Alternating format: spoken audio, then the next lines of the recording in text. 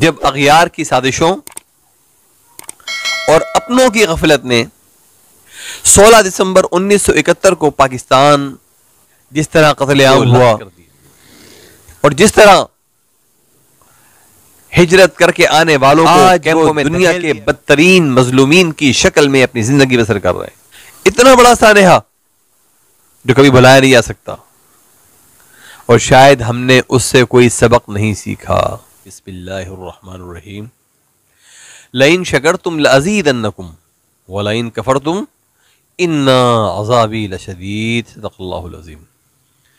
سامعین و ناظرین، سیاسی پوائنٹ کے توسط سے ہم دسمبر کے ایک عظیم سانحے پاکستان 1947 کو مارز وجود میں آیا، اور جب پاکستان بنا تو پاکستان اس روئے زمین پر سب سے بڑی اسلامی ریاست قرار پایا۔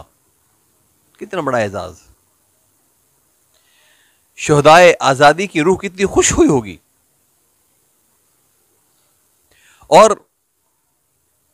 پھر ایک مرحلہ ایسا آیا جب اغیار کی سازشوں اور اپنوں کی غفلت نے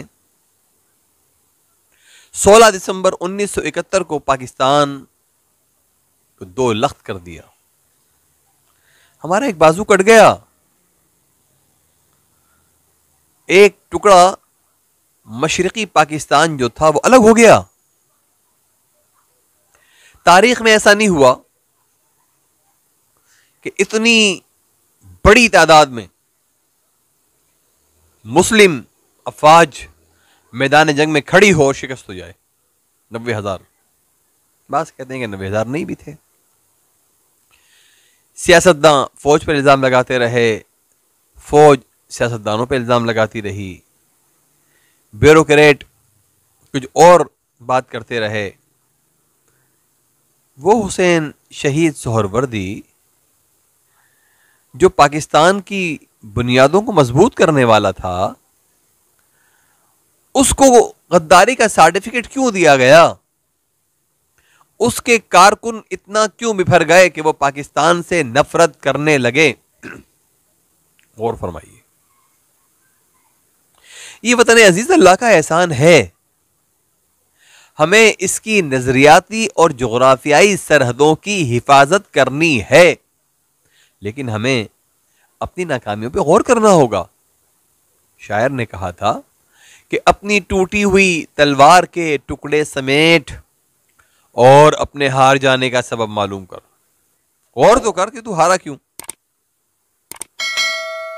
اتنا بڑا سانحہ جو کبھی بھلایا نہیں جا سکتا، اور شاید ہم نے اس سے کوئی سبق نہیں سیکھا۔ جس طرح قتل عام ہوا اور جس طرح